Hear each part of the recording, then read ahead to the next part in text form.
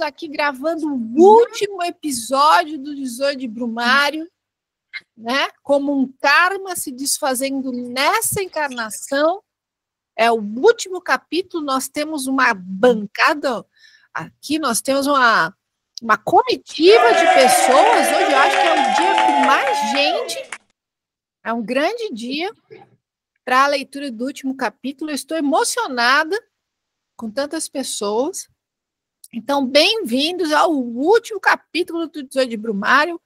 Esse é um episódio especial, certo? E já começamos com uma pergunta. Erivan, faça a sua pergunta, por favor.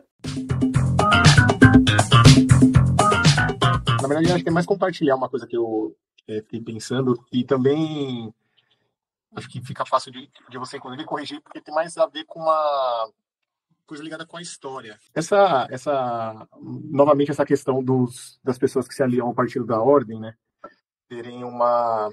a Constituição é meio que a escória, né? Assim, as pessoas que ficaram desassistidas e... Eu fiquei pensando muito sobre isso e, por exemplo, o que veio os portugueses que vieram para cá não foram os nobres, né? Foram, até onde eu sei, né? Ou seja, as pessoas que tinham dívidas, que tinham problemas, que eram criminosas. Assim, e ficou isso na minha cabeça, né? Quando se pensa em colonização, né? Eu estou pegando o exemplo do Brasil, e normalmente é isso.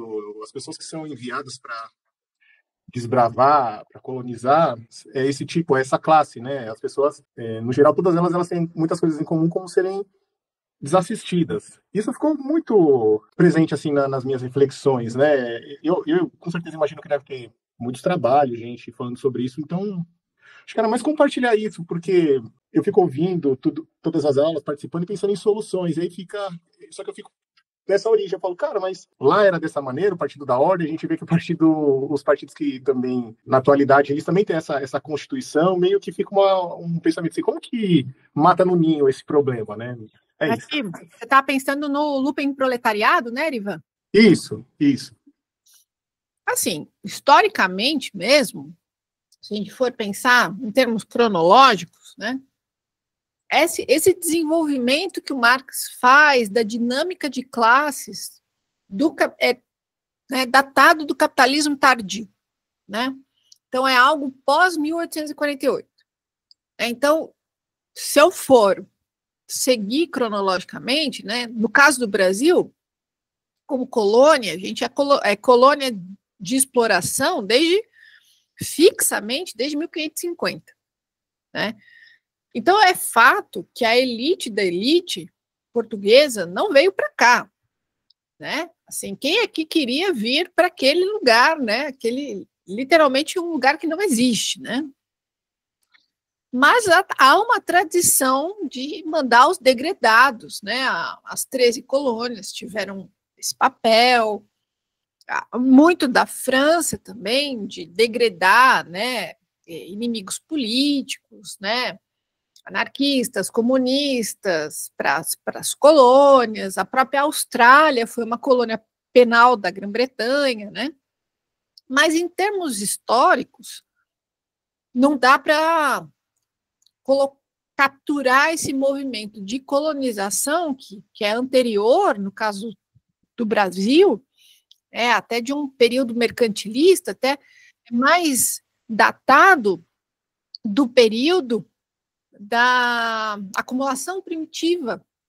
Então, se a gente pudesse fazer uma linha do tempo, né, acho que é sempre bacana a pergunta, porque permite que a gente faça um grande estabelecimento, né? A gente está analisando um livro que está falando do capitalismo tardio, né? É quando o capitalismo ele se torna uma forma de sociabilidade, né, que reflete os interesses consolidados da burguesia. Quando o Brasil entra como colônia de exploração de Portugal, nós estamos, digamos assim, na pré-história do capitalismo, né? A gente está na acumulação primitiva, ou seja, a gente está no backstage, né? A gente está literalmente no período que antecede a própria construção os fundamentos do capitalismo, né? Então, a gente está num período anterior, né? A gente não pode nem falar de necessariamente em 1500, a gente não pode falar, nesse caso, de uma classe trabalhadora, né? De um proletariado propriamente dito, né? Mas dos desassistidos, né? Aquela descrição imensa que o Marx faz do lumpenproletariado, né? Parece muito essa amálgama que está sempre sendo jogada de um lado para o outro na história. Eu acho que para responder melhor a sua pergunta, eu teria que trazer um outro autor, que é o Florestan Fernandes, né, na Revolução Brasileira, no maravilhoso capítulo 7, em que o Florestan vai desenvolver o capitalismo selvagem do Brasil. Né? É importante dizer que o Florestan ele não está sozinho nessa construção, né? Então, a gente tem o Sérgio Buarque de Holanda, a gente tem o Caio Prado Júnior, a gente tem o Celso Furtado, o Chico de Oliveira, aí a gente vai ter o Paul Singer. Então, é toda uma tradição na sociologia, nas ciências políticas, na historiografia, analisando esse perfil da formação do Brasil, né? Então, tem até uma cadeira específica que estuda a formação do Brasil. Quando a gente termina hoje o 18 de Brumário, a minha meta é poder desdobrar o 18 de Brumário como um conjunto de ferramentas que nos permitem entender o capitalismo tardio. Então, por exemplo, é nesse livro que o Marx cunha, então, a estrutura do capitalismo tardio, e a gente vai ver capitalismo tardio no Florestan Fernandes, no Chico de Oliveira, no André Singer, no Marcos Nobre, isso só falando de Brasil, né? Mas internacionalmente é um conceito riquíssimo, né? Que então a gente vai ter a Escola de Frankfurt, a gente vai ter o Marcuse, a gente vai ter uma tradição imensa dos pós-modernos, né? Os que vão tentar trabalhar com o capitalismo que ele atravessou até um Rubicão, como se fosse possível imaginar isso. E eu acho que o autor que todo mundo conhece um pouquinho ou já ouviu falar é o Mark Fisher, né? E ele vai, né? Ele captura o capitalismo tardio e ele dá até uma nova roupagem quando ele vai falar de realismo capitalista, né? Então, esse livro ele tem uma especificidade muito grande, ele nos atualiza, ele nos permite conversar com uma tradição nacional e internacional muito grande, né, Erivan? Então, tudo isso para dizer que assim que a gente termina o 18 de Brumário, eu vou seguir a minha trajetória de tentar entrevistar autores, né, acessíveis.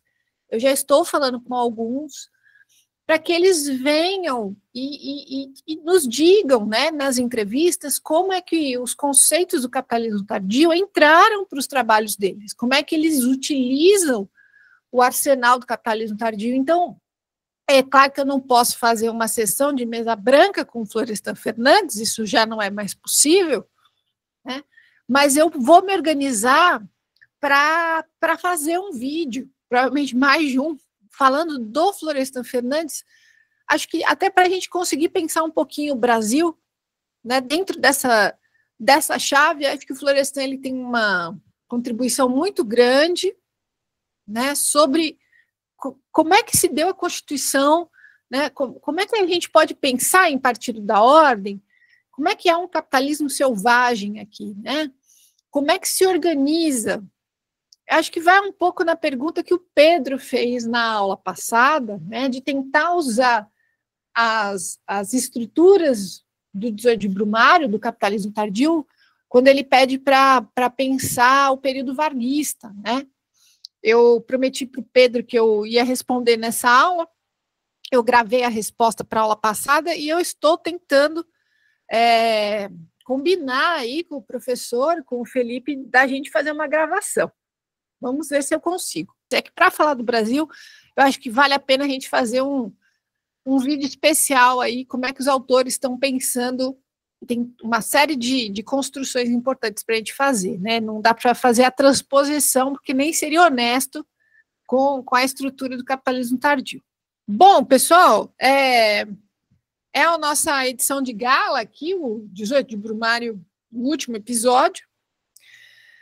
O Marx é um capítulo bem curtinho do livro, mas, como eu disse para vocês, é um capítulo que ele retoma a questão da classe camponesa conservadora, e é nesse capítulo aqui que eu me permitirei falar do Singer, né, do André Singer, a partir do livro dele, Os Sentidos do Lulismo, né? É um livro muito importante para ciências políticas, porque ele estabelece, né, uma interpretação muito rica, né? Acho que depois que esse livro foi publicado, você pode discordar, mas você vai ter que mencionar, né? É um livro muito interessante e eu espero que ao final da apresentação fique claro como é que ele conversa com o nosso livro 18 de Brumário, tá bom?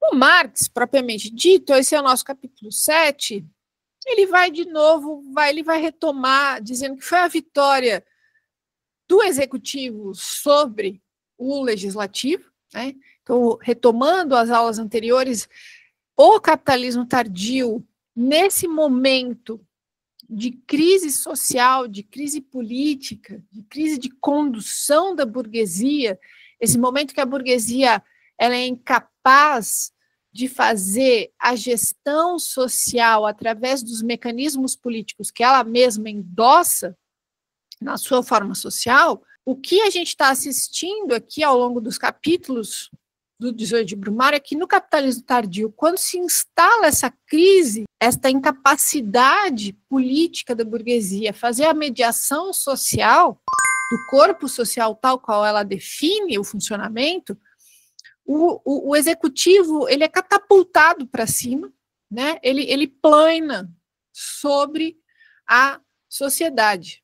Né? Ele se autonomiza, é como se ele se descolasse, ele se descola dos outros poderes, do judiciário e do legislativo, e ele faz o controle social de forma centralizada e autoritária. Essa é a definição.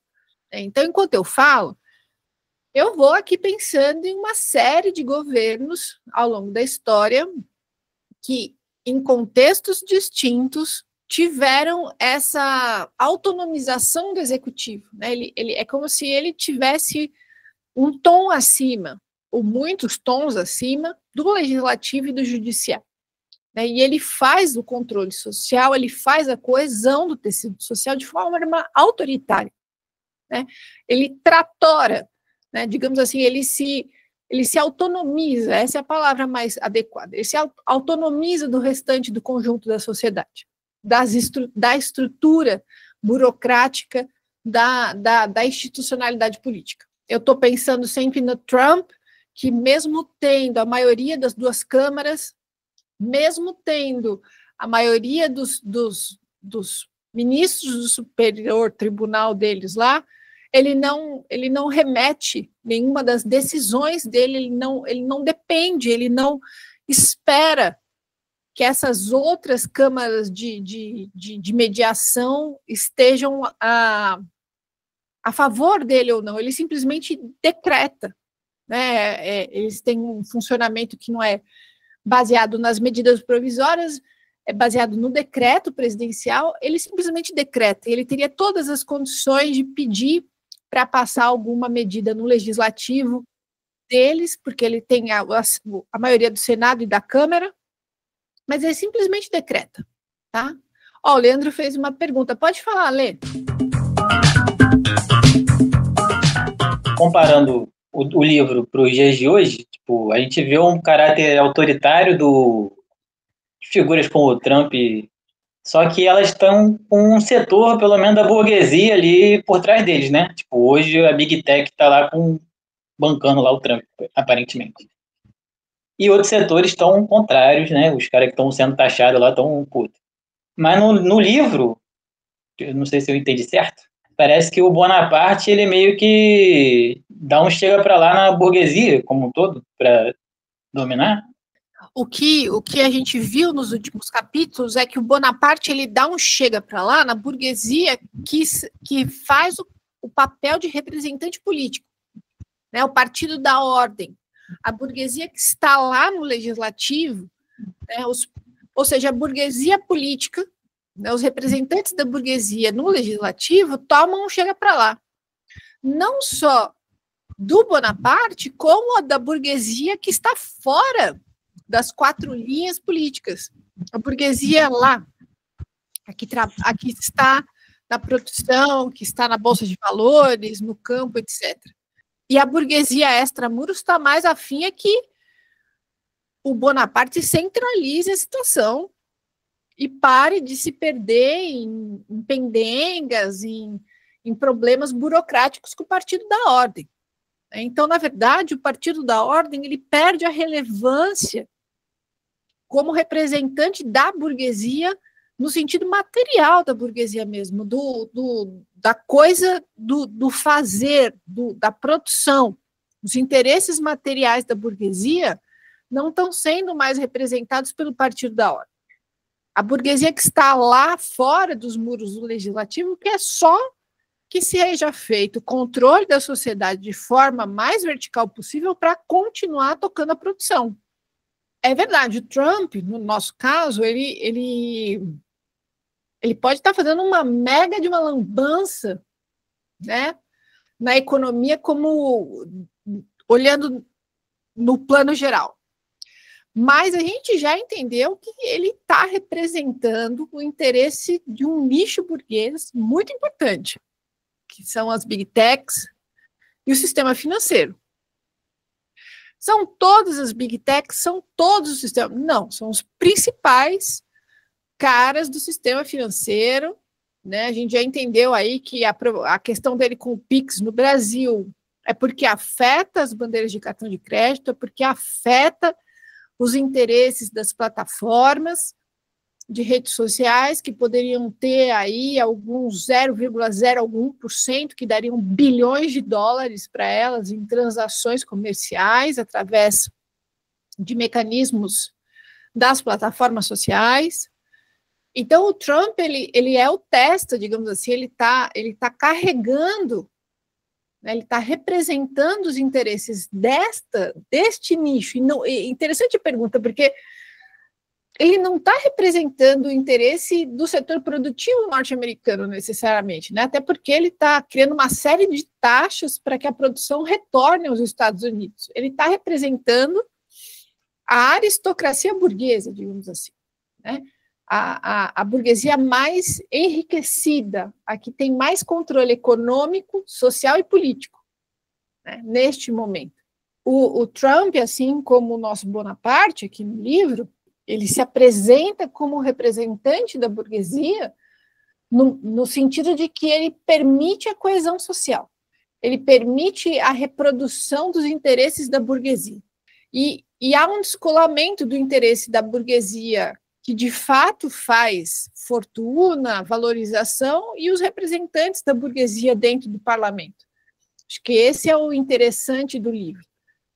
É mostrar que, nesse momento, há um desligamento entre a representação da burguesia e a burguesia fora do legislativo. Então, o Marx ele vai falar, lá na página 140, ele vai falar o seguinte: esse poder executivo, com a sua monstruosa organização burocrática e militar, com a sua máquina estatal multifacetada e artificiosa, esse exército de funcionários de 500 mil de pessoas, somado ao exército regular de mais 500 mil, essa terrível corporação de parasitas que envolve o organismo da sociedade francesa como uma membrana e entope todos os seus poros.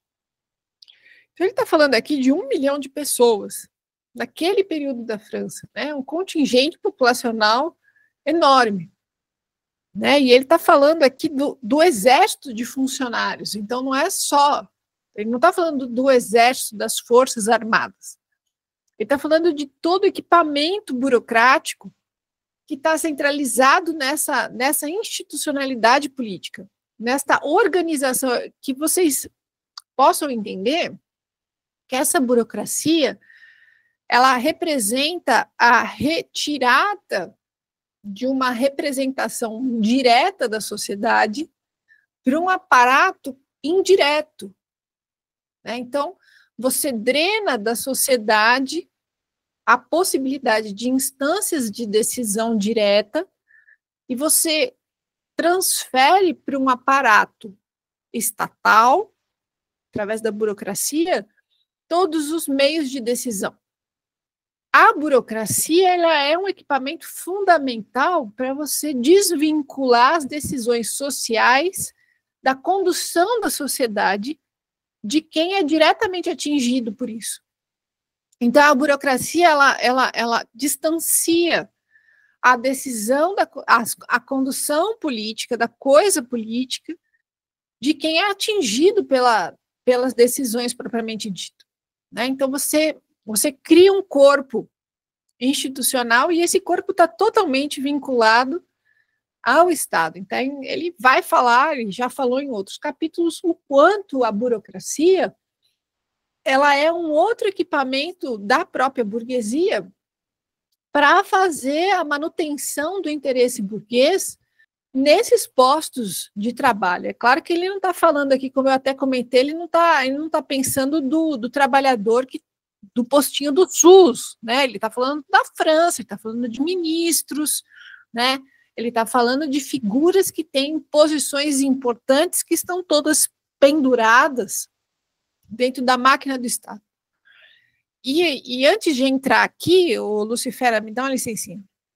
Eu fui pesquisar, né, em termos de exército mesmo, só para a gente ter uma noção, as Forças Armadas norte-americanas, elas têm 1.300.000 militares na ativa, né, de soldados na ativa, e 811 mil soldados na reserva, né?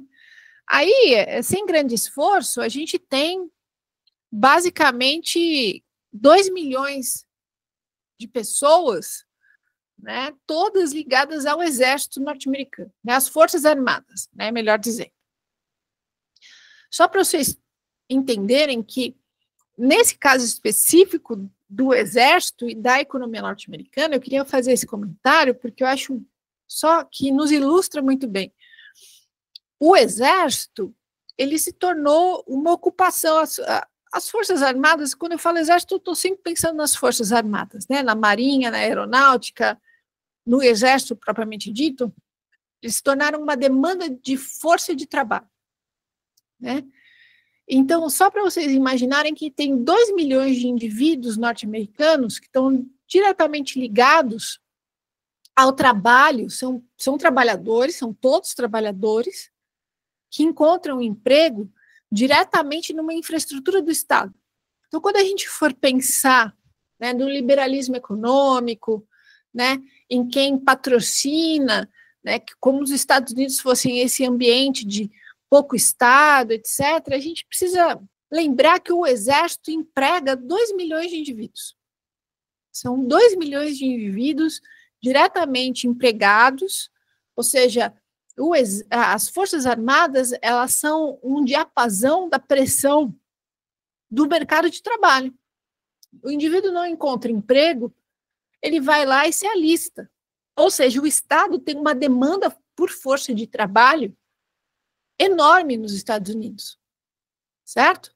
Não são professores municipais, professores universitários, são indivíduos voltados para as Forças Armadas. Ou seja, eu estou tentando mostrar para vocês o tamanho da capacidade de mobilização do Estado nessa estrutura, e a gente está falando do Estado norte-americano, tá? Que está longe de ser um Estado social-democrata. Vou pedir licença novamente para a Lucifera, que ela está um pouquinho transtornada aqui hoje. A República Parlamentar, ele vai seguir na página seguinte, na 141, por fim, na sua luta contra a Revolução, né, porque tudo isso se dá, o capitalismo tardio, vamos lembrar, essa história que o Marx está está contando através da luta de classes, do materialismo histórico aqui, ela se coloca no momento da Revolução da Primavera dos Povos, quando em 1848 o proletariado revolucionário toma o controle do Estado. Então a crise está posta. Então, no momento de crise, quando o proletariado revolucionário toma o Estado, ele toma a condição social, qual é a forma de capturar de volta a condução da sociedade? Aí se instala toda a dinâmica do capitalismo tardio. Então, diante de uma flagrante perda de controle, o capitalismo, a sua própria estrutura social de condução política cede para o executivo, para a centralização. Então, é isso que ele está falando aqui. A República Parlamentar, por fim, na sua luta contra a Revolução, viu-se obrigada a reforçar os meios e a centralização do poder do governo para implementar as medidas repressivas. Então, lembrando, o que eu estou tentando sempre recuperar com vocês é que o Estado, na forma burguesa clássica, ele é o Estado liberal, né, das liberdades civis, é o Estado republicano, é o Estado da participação política, é o Estado onde a forma legislativa é a forma do debate de ideias, é o debate... a democracia, ela não é uma forma, ela é literalmente um espaço de debate contínuo. A democracia é uma organização da sociedade da intranquilidade, né? Porque você está sempre fazendo a mediação de interesses contraditórios, mas dentro de certos limites, ou seja, nunca tem uma resolução final. E o que o Marx está tentando dizer aqui é que, nesse contexto aqui de crise, tudo é jogado pela janela. Não tem democracia, não tem debate político, tem repressão. O Estado se tornou completamente independente. A máquina estatal consolidou-se de tal forma face à sociedade civil. É o que ele vai falar na 141. Ele vai falar que, no entanto, o poder estatal não paira no ar. Bonaparte representa uma classe, a classe mais numerosa da sociedade francesa. Os camponeses parceleiros. E é aí que ele vai entrar, né? Então, retomando, o Bonaparte, ele é votado, ele é eleito, ele representa o interesse do camponês, do campesinato conservador, mas, como ele disse no capítulo anterior, a classe que realmente reflete o Bolsonaro, o Bonaparte, perdão, vagabundo, é o lumpenproletariado. Ele se comporta como lumpenproletariado porque o horizonte de comportamento, de interesses, de valores do Bonaparte é o lumpenproletariado. Mas quem votou no Bonaparte, quem elegeu o Bonaparte, foi o campesinato. Então, assim, tem toda uma dinâmica aqui muito interessante, muito delicada para colocar. Então, assim, o Bonaparte, ele é um lumpenproletariado que deu certo, digamos assim. É um cara interesseiro, é um cara, é o cara da falcatrua, da vagabundagem, do interesse privado, né, do passar perna, é o gatuno. Mas ele não se elegeu pelo lumpenproletariado, ele se elegeu porque ele conseguiu se fazer refletir, conseguiu se fazer projetar sobre a classe camponesa. Então, vamos dar uma olhadinha quem é essa classe camponesa para entender melhor quem é que elegeu o Bonaparte. Os Bonaparte são a dinastia dos camponeses. Então, aqui ele está falando tanto do Luiz Bonaparte sobrinho, quanto o Bonaparte o próprio. Os Bonaparte são a dinastia dos camponeses, isto é, da massa popular francesa. O escolhido dos camponeses é Bonaparte, que pôs em fuga o parlamento burguês. Então, lembrando, o Napoleão Bonaparte, propriamente, quando ele assume o diretório, ele consolida o direito do campesinato à sua pequena propriedade no interior da França. O direito à propriedade do campesinato foi algo debatido no processo revolucionário. Como a Revolução Francesa, ou seja, 1789, 1791, 1793, etc. Como a Revolução Francesa ela não é resultado do processo revolucionário jacobino, mas ela é o resultado da condução da burguesia, que consegue tomar o controle da revolução em benefício do interesse burguês, e ela faz assim, passando o controle para as mãos do Napoleão Bonaparte, ou seja, a Revolução Francesa, ela consolida o interesse da burguesia já pedindo pinico para a figura das Forças Armadas, que é o Napoleão. Ou seja, quem faz a cicatrização da forma social burguesa capitalista na França é um militar. E esse militar, ele se consolida no lugar de figura de poder que consolida o capitalismo francês, porque ele sinaliza para o campesinato, internamente, esse papel é muito importante na França, né, na política interna francesa, o Napoleão ele não destitui o direito do campesinato à sua pequena propriedade. O Marcos tem um trecho aqui que é muito importante aqui, que ele vai falar. Então, por que ele não faz isso? Por que o Napoleão, o Napoleão Bonaparte, não destitui, né? Fala, não, dane-se o que foi discutido lá pelos jacobinos. Primeiro, que se ele tira o campesinato de um direito recém-conquistado e joga todos eles para a cidade, eu vou transformar toda aquela classe trabalhadora campesina em gasolina para a fogueira do proletariado revolucionário, certo? Eu vou jogar combustível no motor do proletariado revolucionário, porque eu vou tirar os campesinos do interior e vou jogar eles na cidade para se tornarem proletariado revolucionário. Ou seja, eu estou colocando eu estou depondo contra mim, contra o meu interesse de paz social. Em segundo lugar, se eu mantenho a propriedade do pequeno campesino, eu estou desestruturando o antigo regime. Eu estou quebrando a espinha medular do sistema feudal, certo? Então, manter o campesinato na sua pequena propriedade é das duas, impedir a expansão do poder do proletariado urbano, né? Porque o campesinato destituído ia para Paris, para Lyon, para cidades. Iam se tornar o quê? Exército de reserva. Se eu faço isso, eu retomo o controle dos grandes proprietários de terra da França. E eu estou retomando o poder do antigo regime. O Napoleão não representa o antigo regime, representa o interesse da burguesia. Qual a diferença entre o camponês revolucionário e o camponês conservador? Só o camponês conservador é parceleiro?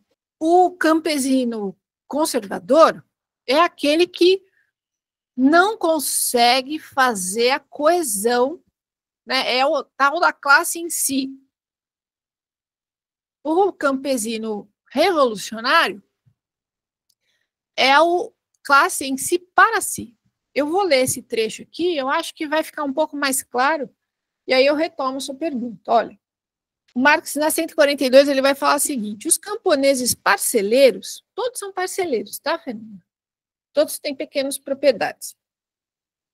Constituem uma gigantesca massa, aí no sentido do livro mesmo, massa, cujos membros vivem na mesma situação, mas não estabelecem relações diversificadas entre si. Eles vivem em isolamento, eles têm péssimos meios de comunicação e eles vivem numa pobreza, certo? Cada família camponesa é praticamente autossuficiente, produzindo diretamente a maior parte do que consome, e obtendo, assim, os seus meios de subsistência. Assim, a grande massa da nação francesa se compõe por simples adição de grandezas homônimas. Esses sujeitos vivem no interior da França, em pequenas propriedades, de forma tão isolada, mesmo compartilhando, no sentido de todos vivem da mesma forma, né, com meios de comunicação precários, eles possuem os meios de produção, mas eles vivem numa miséria tão grande, não tem uma modernização da forma produtiva, não tem uma melhoria da técnica produtiva, ou seja, todos eles vivem num patamar de miserabilidade. Mas eles possuem a propriedade. Todos eles possuem o mesmo horizonte cotidiano de vida, mas eles não fazem a coesão social. Eles não se articulam internamente. Então, essa falta de articulação entre sujeitos que compartilham o mesmo cotidiano, o mesmo sentido de vida, a mesma forma de reprodução, os mesmos desafios de vida, o camponês parceleiro, o pequeno proprietário camponês, ele vive na mesma situação, seja ele conservador ou revolucionário. Só que o conservador, ele é massa, porque ele não se articula internamente, ele não faz essa articulação entre eles para definir, olha, a gente agora é proprietário privado, beleza, mas a gente vive numa situação muito ruim. A gente precisa garantir que a gente desenvolva melhores condições de sobrevivência, por exemplo. E aí você tira um destacamento entre os campesinos aqui, da região próxima a Paris, e a gente vai votar, a gente vai eleger o nosso representante no legislativo. Isso não existe na massa. A massa não se articula internamente nos seus interesses. Por isso que ela é massa. Ela é desarticulada. Então ele vai falar assim a grande massa da nação francesa se compõe por simples adição de grandezas homônimas. Ele falou que massa é um saco de batata. São todas batatas. Elas não se unificam num purê. É um saco de batata, é um bando de gente que não se articula, não se conversa. Tem todas as condições, mas não conversa. Classe é esse bando de gente que tem o mesmo horizonte, vive os mesmos desafios, mas se articula internamente. Tá? E aí ele vai seguir aqui, na página seguinte. Os camponeses são incapazes de fazer valer os interesses da sua classe no seu próprio nome, tá? Seja por meio de um parlamento, ou seja, elegendo um representante, seja por meio de uma convenção, né? Fazendo uma assembleia, fazendo uma organização.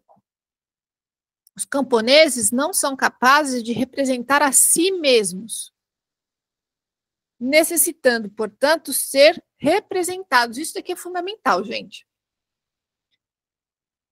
Quando a classe não consegue se fazer articulada internamente, ela não consegue se fazer representar.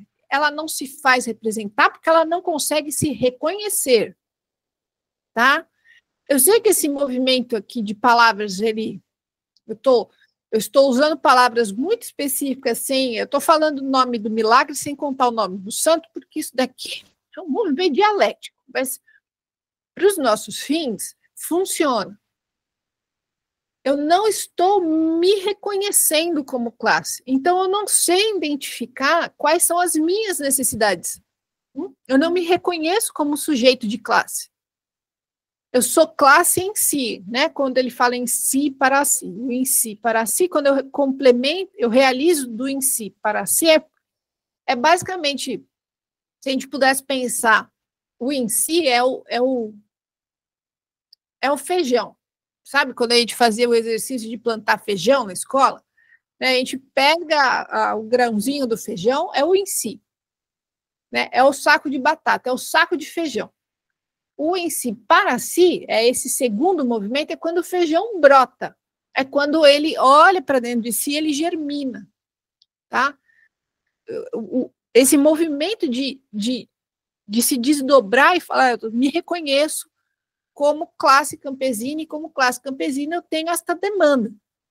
Aqui não se reconhece, eu sou campesino, mas eu não me reconheço nas minhas necessidades olhando para os outros que são iguais a mim. Dá para fazer uma provocação aqui.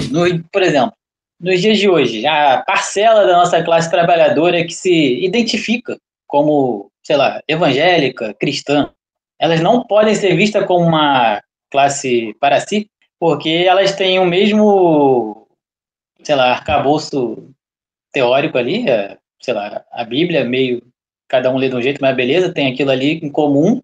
Uma parcela tem um objetivo de tornar o Estado cristão, né? Então ele não tem uma coesão política. Olha, Andrinho, a provocação é tão boa que eu vou te dizer que muita gente segue nessa linha, não exatamente no sentido do parasita, tá? Mas de massa. Eu acho que o pulo do gato é entender esse movimento, porque o que ele vai falar, Leandro? Veja só se esse movimento responde, e aí a gente volta aqui na sua pergunta. Ó. Então, essa massa não consegue se fazer representar.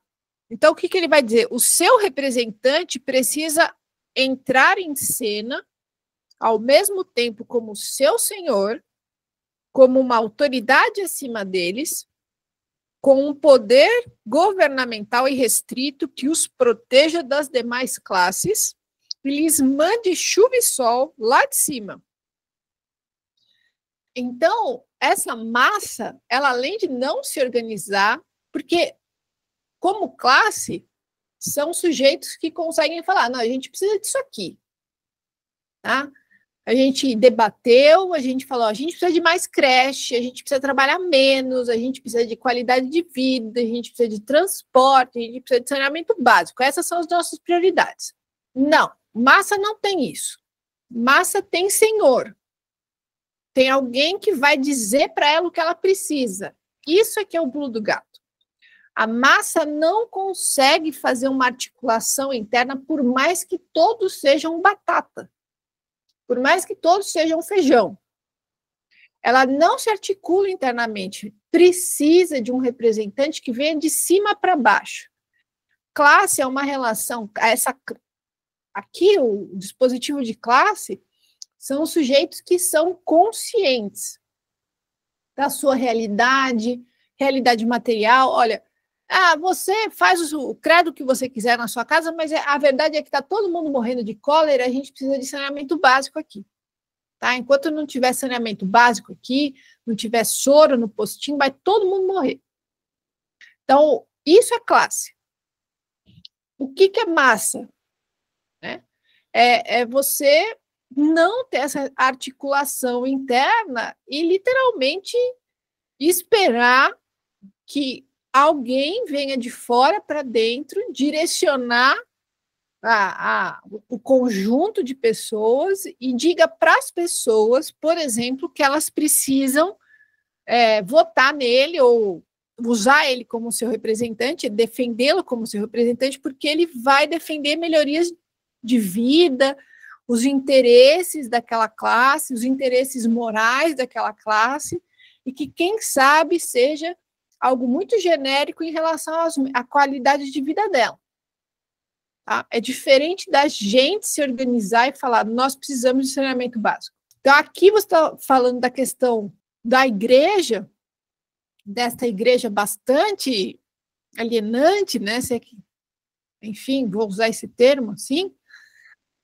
Essa condução no sentido de não existe um debate material. Né, de, olha, precisa de saneamento, precisa de posto. Não, você precisa rezar, você precisa colocar o seu dízimo, certo? Você tem que rezar, você tem que votar no pastor, e só os membros... Então, esse direcionamento vertical é próprio da massa. Se é o pastor que se reelege, se é o representante do executivo que se faz pastor, toda essa gramática está dentro do interesse da massa, que não sabe se representar, se fazer representar, mas ela precisa ser representada. E é esse se fazer representada de forma vertical, é alguém de fora para dentro que vai dizer o que ela precisa. Não é internamente que se dá a organização, é alguém que diz o que ela precisa fazer. Isso precisa ficar muito claro. Porque é vertical, porque eles não têm consciência das suas demandas.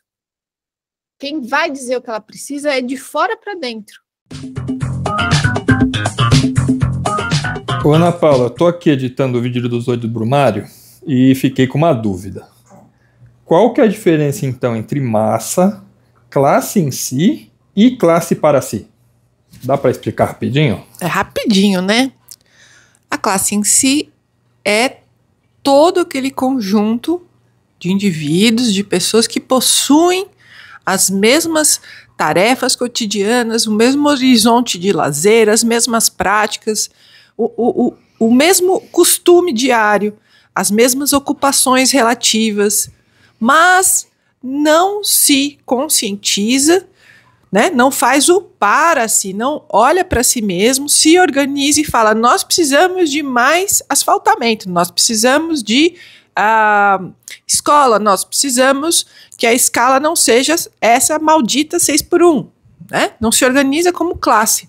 Ou seja, a classe em si é aquela que tem o potencial para se organizar internamente, tirar suas pautas internamente, mas não faz. Ela fica parada, né? É o em si. Ela fica parada, né? Ela não consegue fazer esse movimento de reflexão. Tudo bem? Tudo bem, Diogo? Sim. Tá. E a massa é o quê? A massa é quando essa classe em si, que não se reflete sobre si mesmo, não consegue se organizar internamente, ela passa a ser organizada de fora para dentro. Ela torna-se massa quando ela passa a ser organizada de fora para dentro. Então, as demandas dela passam a ser vocalizadas por uma figura diferente, né? Uma figura que diz representar os interesses dela, só que os interesses dela são difusos, porque ela mesmo não faz esse movimento de refletir o que é do interesse dela, certo? Então, ela é comandada, ela é pastoreada, ela é arregimentada de fora para dentro. Então, aí no caso da pergunta sobre os cristãos evangélicos serem uma classe, como que fica essa distinção entre classe e massa? Por que eles não poderiam ser considerados ou poderiam ser considerados uma classe? Essa pergunta é boa, eu que não me dei conta. Você não define os evangélicos como classe, assim como você não define professores como classe, sapateiros como classe. A definição de classe que nós estamos usando nesse autor não é pela prática, né? A sua prática de fé, né? Se você é da categoria dos enfermeiros. Não, a sua definição de classe é antes a localização da sua produção, né? O bairro, a escola que seus filhos frequentam, porque você está, né? No livro a gente viu que tem frações de classe burguesa, e aqui o que está ficando claro para a gente é que tem o proletário revolucionário e tem o proletariado não revolucionário, e no nosso livro ficou claro que tem o campesinato revolucionário e o campesinato não revolucionário. Muito bem, isso em 1800 e lá vai pedrada. A pergunta sugere se os evangélicos neopentecostais são uma classe, mas uma classe para si, né? A famosa classe organizada. Então, elas não são. Então, como eu estou respondendo, não. Você não pode ser classe para si a partir do ponto de vista religioso, de uma profissão específica. Você é classe trabalhadora. No caso, se a gente fizer o recorte da massa dos neopentecostais, que são classe trabalhadora, é o trabalhador pobre, é o cara que trabalha 6x1, 7x0, mas ainda é pobre, ok? Então, aonde está o encaixe de classe? Aqui é o trabalhador pobre. Aí sim, aí a gente está falando do trabalhador pobre que se organiza, que tem o costume de ir à igreja. Então, é o trabalhador pobre que é organizado, ele é pastoreado como massa no núcleo da igreja. Ok? Então, ele seria classe para si, né? Por exemplo, quando ele se organiza, né? Exemplos, tá? O trabalhador pobre, o extremo do trabalhador pobre se organiza no MTST. O campesino revolucionário se organiza no MST, né? E assim sucessivamente. Então, o trabalhador pobre, como a gente está vendo, e é o autor que a gente vai comentar, é o foco do André Singer no próximo livro que a gente vai comentar, ele está organizado de fora para dentro por esse núcleo de fé. Mas ele não é classe por ser evangélico, ele é classe por ser trabalhador pobre. E nesse caso, não revolucionário. Agora ficou bem claro. Obrigado. Aí ele vai falar assim: a dinastia Bonaparte não representa o camponês revolucionário, como eu disse lá, aqui. O camponês revolucionário, mas o camponês conservador. Olha só, Fernanda. Não o povo do campo que quer subverter a velha ordem com a sua própria energia em alianças com as cidades, mas aquele que, apaticamente encerrado nessa velha ordem, quer ver a si mesmo posto a salvo e favorecido junto à sua parcela pelo fantasma do império. Então, o camponês que obteve um ganho de propriedade e não quer perder, e não quer mudar, ele conquistou a propriedade. Ele vive em condições insalubres, mas ele é proprietário. Esse aí, ele quer ser protegido. A palavra é essa, ele quer ser protegido. Ele quer alguém que guie ele no caminho da salvação. O camponês revolucionário é aquele que, olha, o ganho da propriedade que nós tivemos aqui ainda não corresponde aos interesses que nós temos. A propriedade privada não representa o interesse da conquista que a gente objetiva. Então, ele está falando que o camponês revolucionário é aquele que se alia ao proletário urbano revolucionário. Né? Então, ele deixa muito claro que há uma aliança entre o campesinato revolucionário com o proletariado revolucionário. Tá? Então, o camponês revolucionário é aquele cara que vive na miséria, mas ele não abre mão da miséria que ele tem. Faz sentido isso? Eu sempre falo para vocês da anedota do cara que foi panfletar na periferia de São Paulo, no final da ditadura militar. Ele era de um partido comunista, ele vai panfletar, e na anedota a senhora nega o panfleto e fica muito brava com a oferta do panfleto.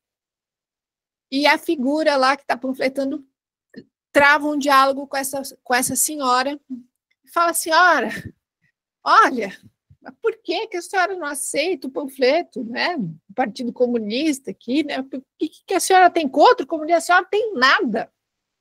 Aqui é chão de barro, não tem saneamento. As casas são tudo de madeirite. Que é isso, né? A senhora não tem nada. A resposta dela foi: eu não tenho nada, mas um dia eu vou ter. E quando eu tiver, eu não quero dividir com ninguém, eu não quero perder. Então, existe uma lógica aqui. É a figura que não consegue pôr em perspectiva por uma série de questões, não há uma incapacidade intelectual, quero que fique claro nisso, tá?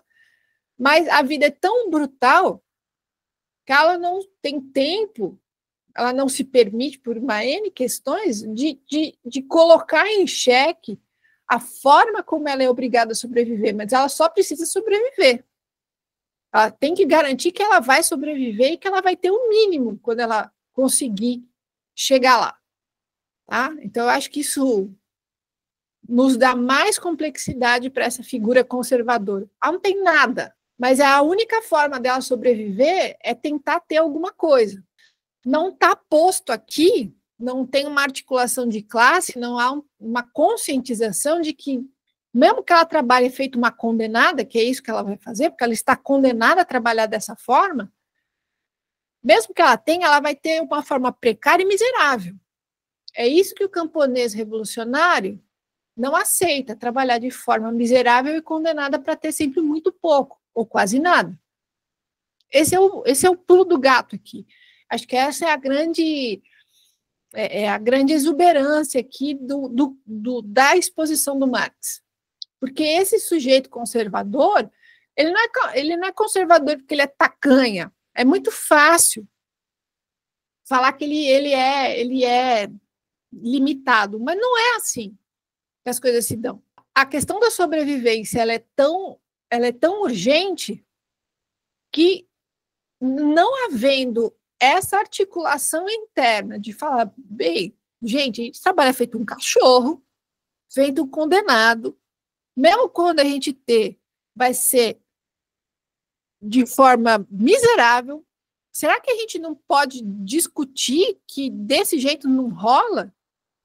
É esse insight, é esse momento, essa fagulha, que é onde se dá a articulação de classe. Olha, cara, a gente trabalha 6 por 1, 7 por 1, 14 por nada, né, 7 por 0, e a gente não tem nada. Assim não dá. É esse momento do assim não dá. O que a gente vai fazer, que é a fagulha de classes, digamos assim.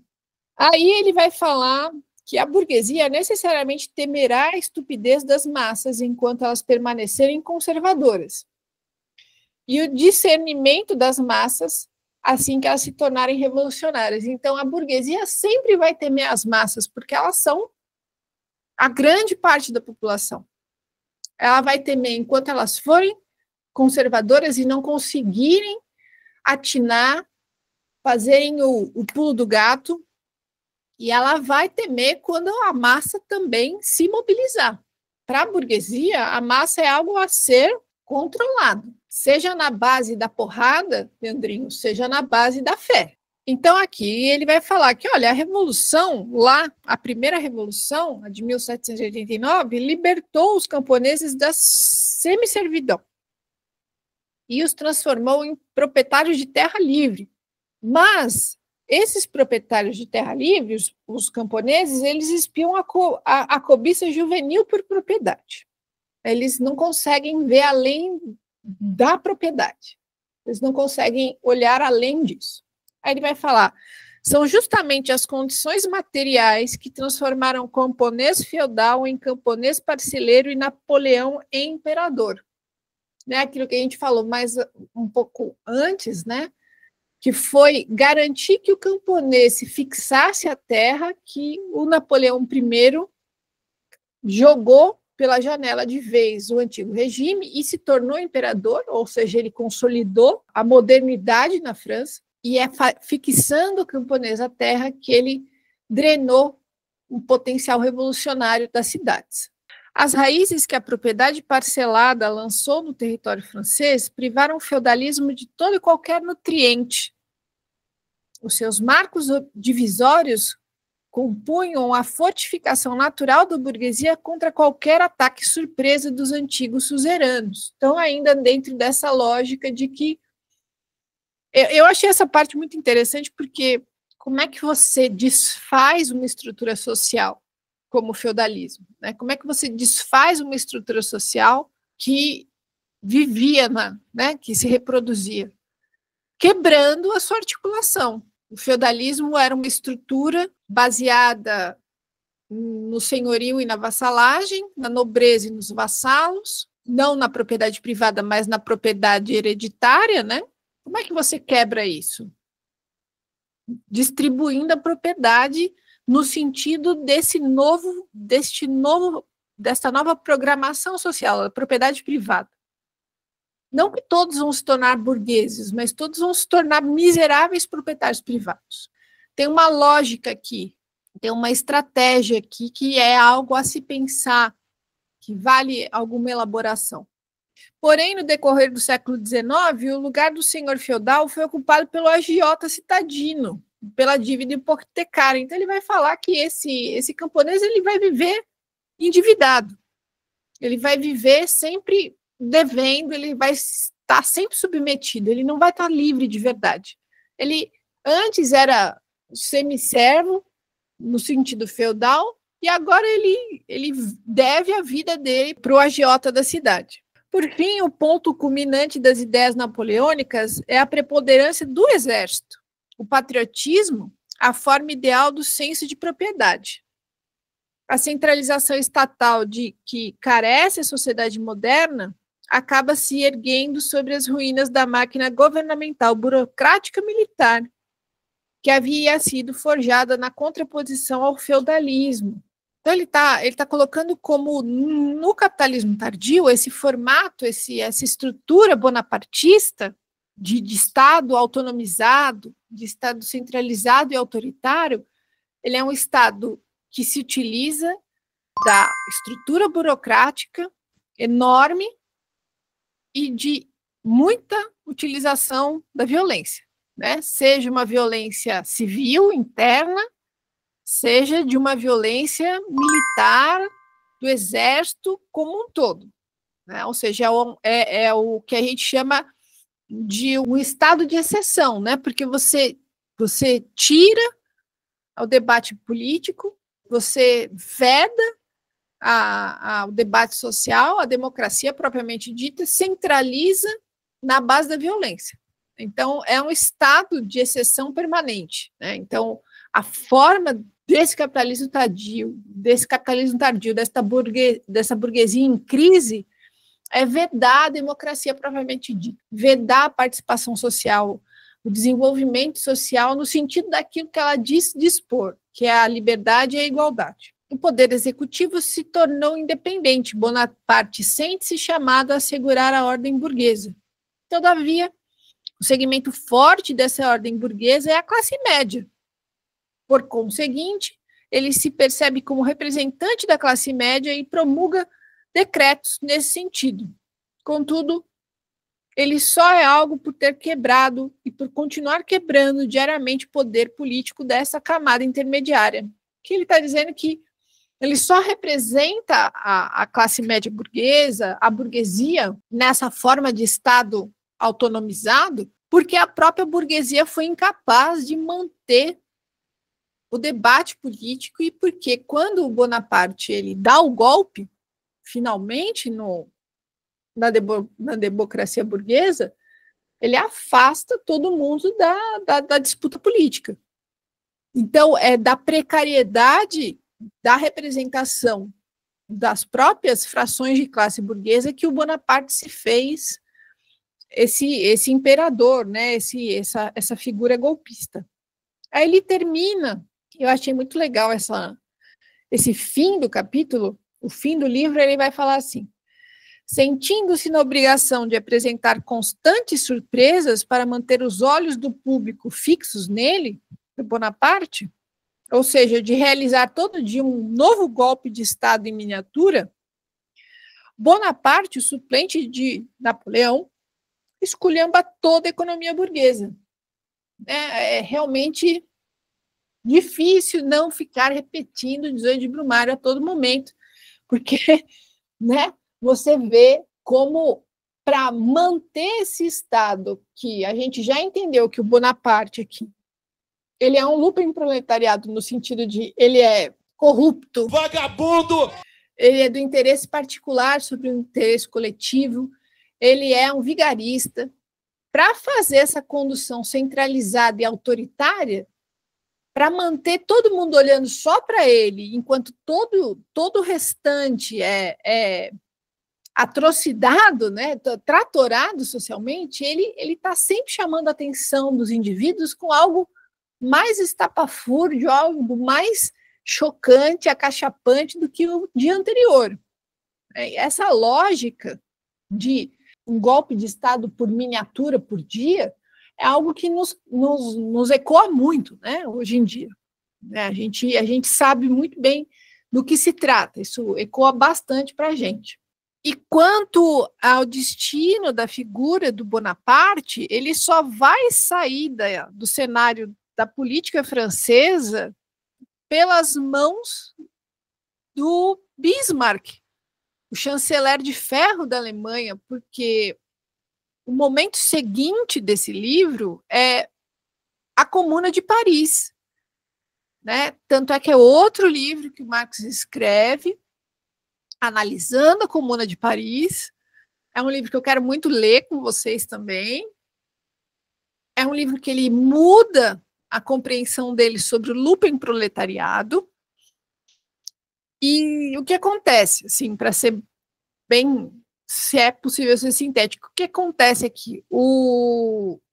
A unificação italiana e alemã se dão às costas da França, né? Então, tem todo um processo que eu nem vou entrar muito em detalhes, porque eu admito que a minha cabeça tem uns bloqueios, né? Eu tenho que abrir gavetas, assim, mas a Alemanha basicamente faz a sua unificação às custas de uma guerra com a França, é a Guerra Franco-Prussiana. A unificação termina dentro do Palácio de Versalhes, com o Napoleão sendo enjaulado pelo exército prussiano. Ele sai desfilado numa jaula. Veja que a relação da Alemanha com a França tem muito carinho, faz muitos anos, né, décadas, né? E quem vai defender a França da invasão alemã é o lupenproletariado, que vai tomar Paris, certo? O lupenproletariado vai tomar Paris, vai fazer a Comuna de Paris, né? Vai fazer uma guerrilha urbana para garantir que Paris não seja invadida pelo exército alemão. E aí o que acontece? A alta política francesa vai pedir pinico para o exército alemão para exterminar a Comuna de Paris, para varrer do território francês os revolucionários e poder voltar à boa forma, à tradição de controle burguês. Essa é a história muito contada rapidamente, mas a Comuna de Paris tem todo um processo aí que está ligado a essa história tríplice, que é a unificação da Itália, a unificação da Alemanha e a defesa do território parisiense feita pelo lupenproletariado, pelos comunards. E é só então que o Bonaparte sai da história francesa. Então, é um desejo meu ler a Guerra Civil da França no canal, mas eu tenho que ser responsável, eu tenho que fazer isso, tenho que começar isso com responsabilidade, né? Vou chegar lá. Então, essa figura do Bonaparte é uma figura importante na história francesa, vai longe essa figura, né? Então, eu vou me despedindo, vou desligar aqui. Um beijo para quem nos seguiu até aqui. As figuras presentes aqui são ou brunaristas ou Mad Max. Façam o favor de se tornarem membros aqui do canal.